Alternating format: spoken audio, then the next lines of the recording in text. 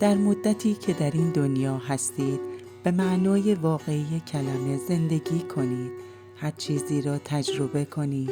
مراقب خودتان و دوستانتان باشید. خوش بگذرانید. دیوانگی کنید. عجیب باشید. بیرون از خانه بروید. تلاش کنید و شکست بخورید. چون به هر حال این اتفاق می افتد. پس بهتر است حتما از شکست هم لذت ببرید. سعی نکنید کامل باشید. اصلاً فقط سعی کنید یک نمونه عالی باشید از انسانیت، یک انسان خوب.